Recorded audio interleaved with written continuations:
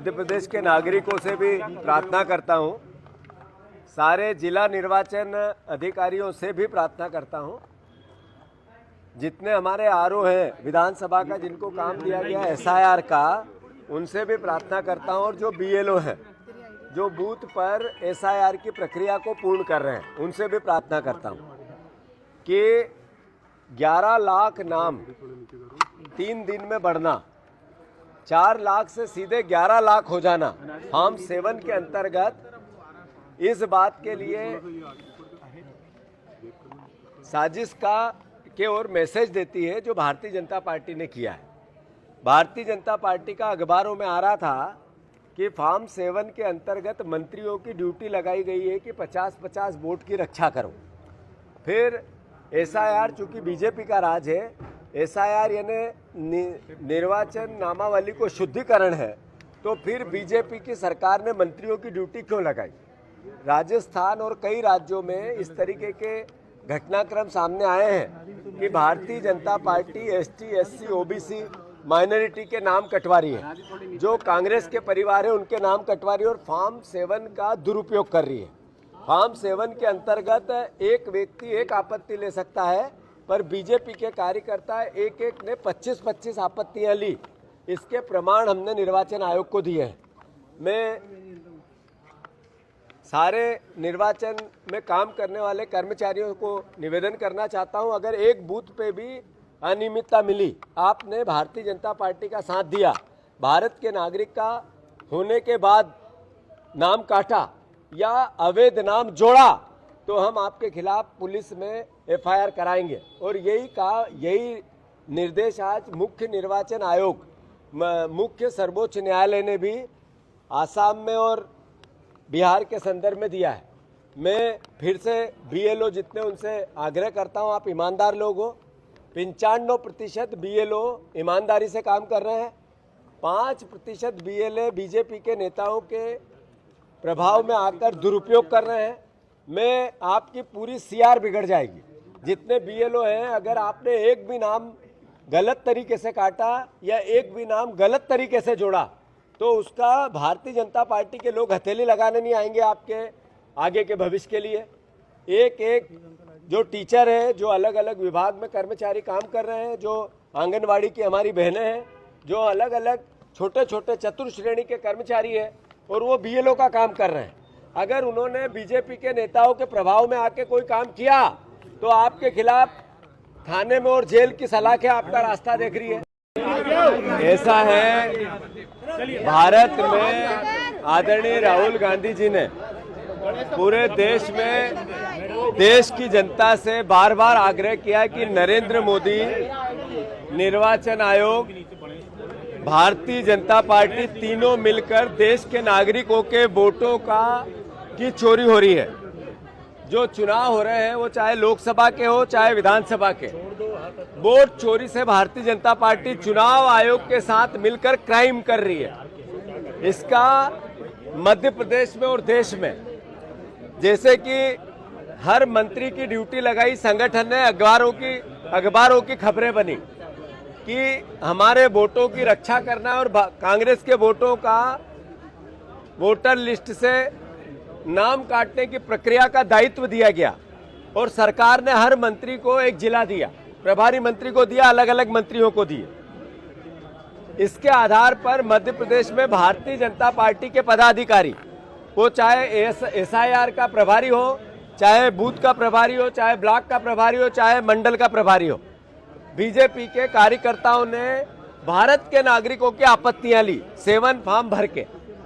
उसके साथ बीएलओ ने, उसके साथ चुनाव आयोग के कर्मचारी ने मिला और क्राइम किया, और उनने कहा कि आप भारत के नागरिक नहीं हो। इसका आधार फॉर्म 7 की शिकायत पे है, और उसको धारा 14 का नोटिस दिया। यह पूरी प्रक्रिया एक आपराधिक कृत्य है। मैं पूरे मध्य प्रदेश में हर थाने पे कांग्रेस के कार्यकर्ता आने वाले 4 दिन में, हर थाने पे कांग्रेस के कार्यकर्ता हर मध्य प्रदेश भर में 4 दिन में जाएंगे। इंदौर में सारे थानों पे कल जाएंगे। मोटिव है कि जो गलत जानकारी के साथ देश के नागरिकों के वोट कटाने की प्रक्रिया बीजेपी के कार्यकर्ताओं ने की, ये अपराध है, उसकी एफआईआर होनी चाहिए। और वो बीएलओ जो इससे मिल गया वो उसने भी अपराध किया, वो भी अपराधी है। मैंने पहले बार बार चिल्ला के कहा था कि आप अपराध मत करना, आपके खिलाफ भी करूंगा। तो जो चतुर्थ श्रेणी कर्मचारी इस अपराध में संलिग्न है उसके खिलाफ भी किया गया है। तो दोनों के खिलाफ हम एफआईआर लिखाने आए थे। हम अभी काफी एविडेंस की लेके जा रहे हैं। मेरा मानना है कि फिर से मैं जितने बीएलओ हैं मध्य प्रदेश के, एक भी बीएलओ को नहीं छोड़ा जाएगा। अगर उसने भारत के नागरिकों के साथ अपराध किया तो नाम काटने का सही या गलत नाम जोड़ने का, ये बीजेपी चली जाएगी, कांग्रेस आएगी, पर आपकी नौकरी नहीं बच पाएगी। एफआईआर तो करनी है, एफआईआर तो होगी सही, नहीं तो मैं बैठूंगा। नहीं, एफआईआर करने के बाद 14 डेज में निराकरण करना है। एक मिनट, प्राथमिक जांच का कौन से बंधे हुए हैं, विधि के अनुसार ही कार्रवाई। बिल्कुल सही हुआ आप, डॉक्यूमेंटेशन करना पड़ेगा सर, डायरेक्ट कर सकते तो हम बिल्कुल कर लेंगे। वन मिनट, आप सही हो। कब? जब फॉर्म 7 के अंतर्गत आवेदक ने आपत्ति ली, उसकी जांच करने का अधिकार बीएलओ का था। बीएलओ ने उस आपत्ति को एक्सेप्ट कर लिया और एक्सेप्ट करने के बाद बीएलओ ने उसको 14 का नोटिस दे दिया। यानी उसने ये कहा कि ये भारत के नागरिक नहीं हो, आपने उसको सीधा कह दिया भारत का। इसका मतलब है अपने आप में एविडेंस बन गया है।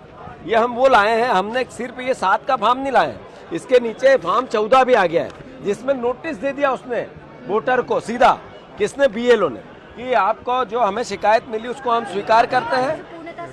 हाँ, मैं फिर से आपको करेक्ट करूं, ये आपको समझना पड़ेगा। आप सही हो, पहले उसमें लिखा है कि विधि ने 15 दिन 14 दिन में आपको प्राइमरी इंक्वायरी के बाद एफआईआर करनी है। ये कब करनी है? जब हम फॉर्म 7 का आधार लेके आपके पास आते हैं, ये एविडेंस बन गया। उसने 7 के बाद फॉर्म 14 से नोटिस दे दिया वोटर को, यानी उसने एक्सेप्ट कर लिया कि तुम नागरिक नहीं हो भारत के। उनने कहा तुम नागरिक नहीं हो, ये यहाँ तक की प्रक्रिया हो गई है। ये सरकारी कर्मचारी निर्वाचन ने कह दिया, हम उसको चैलेंज कर रहे हैं। इसमें 14 दिन नहीं है, इसमें नहीं, बताओ ये। हम किसी भी आपने अभी आवेदन दिया सर, उसकी जांच हम करेंगे, सामने वाले को बुलाएंगे, उसके कथन लेंगे, दस्तावेज इकट्ठे करेंगे, उसके बाद करेंगे। नहीं, हमें आश्वस्त होना ही नहीं, हमें आश्वस्त नहीं होना, हमें तो एफआईआर करनी है। हम गलत एफआईआर लिखाएं तो हमें कोर्ट के नियम है, सीआरपीसी के, कि हम गलत अगर कोई एफआईआर लिखाएंगे तो कोर्ट हमें सजा देगी। सही है, हम एक्सेप्ट करेंगे उसको। आप एफआईआर लिखो, अगर मैंने गलत एफआईआर लिखाई तो मेरे पे सजा होगी, आपका क्या लेना देना? स्वाभाविक सी बात है, हमारा कोई लेना देना नहीं है, लेकिन प्राइमा फेस से डॉक्यूमेंटेशन तो पूरे होंगे ना। तो डॉक्यूमेंटेशन लाया ना मैं, ये क्या लाया सर? आप बोल रहे हैं उसको एक बार सर, वेरीफाई जो आप दे रहे हैं इनका परीक्षण करेंगे हम, तो हम लोग भी दस्तावेज मंगाएंगे। और मैं आपको आश्वस्त इस बात के लिए कर रही हूं कि जितनी जल्दी हो जाएगी उतनी जल्दी जांच। ये एफआईआर का ही मुद्दा है।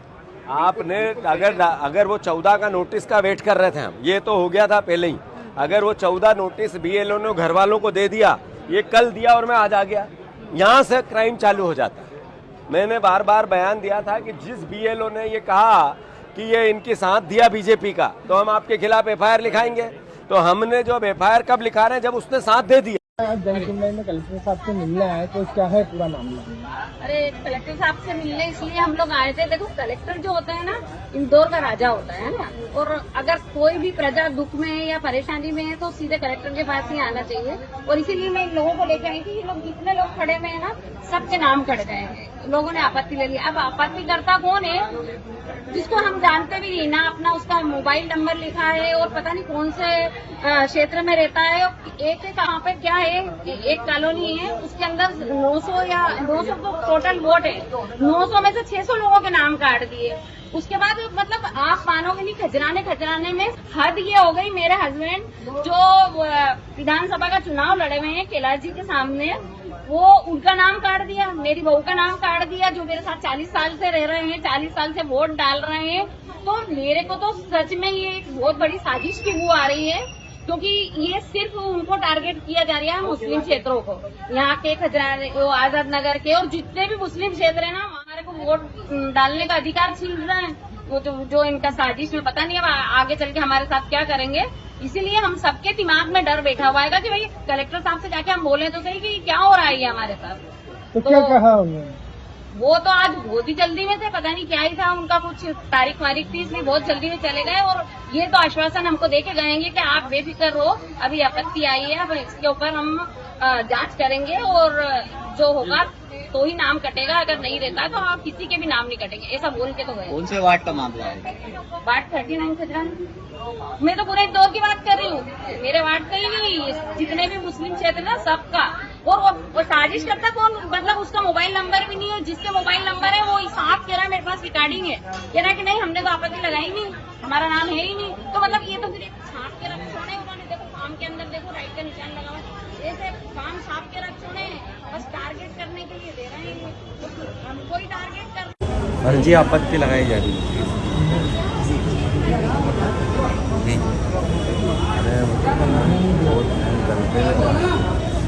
कलेक्टर साहब इसके अंदर पता है ऐसा नियम है कि अगर कोई फर्जी आपत्ति लगाता है तो उसको कठोर कार्रवाई समाज की सजा है 1 वर्ष की। तो ये इनको करना चाहिए ना, ऐसा ढूंढ डांट के। तो परेशान भी ये लोग अलग परेशान हो रहे हैं बेचारे, फिर डबल खजाने की हाजी कॉलोनी में टोटल 187 फॉर्म आए, आवेदनकर्ता ने 187, अब 287, अब 287 में से हाजी कॉलोनी के 115 फॉर्म है, बाकी के 170-72 जो है वो अदर्स कॉलोनी के या अदर्स बूथ के हैं। लेकिन सेम वही सिचुएशन हमारी तो भी हो सकती है कि कुछ जैसे इधर के उधर हुए हैं, हो सकता है हम लोगों को नहीं मालूम है, कहीं और हमारे फॉर्म किसी ने लगाया हो और वहाँ पता चले कि सब वो तो जाहिर सी बात है कि वो क्या ही देगा कि ये यहाँ नहीं रहते, तो नाम तो कट नहीं है। बड़े पैमाने पर कर रहे हैं, बहुत बड़े पैमाने पे ये धांधली चल रही है। कौन कर रहा है ये जांच का विषय है, अच्छा, सरकारों से भी निवेदन है कि करें। जिसने हमने मालूमात करा, जिसने नाम का आवेदन दिया है काटने का, उसका ये पकड़ो, उसकी हमने वीडियो कॉलिंग करी, बात करी, तो वो कहता बोले मैंने तो लगाया ही नहीं, ना मैं तो जानता भी नहीं हूँ। यहाँ लिखा हुआ है, देखो हाथ से लिखा हुआ है, यहाँ राइट के निशान बने हुए, मतलब आप देखो ना, और नंबर भी आप लगा के देखोगे, आप नंबर भी लगा के देखोगे ना तो ये नंबर ही सही नहीं है। वो कह रहा है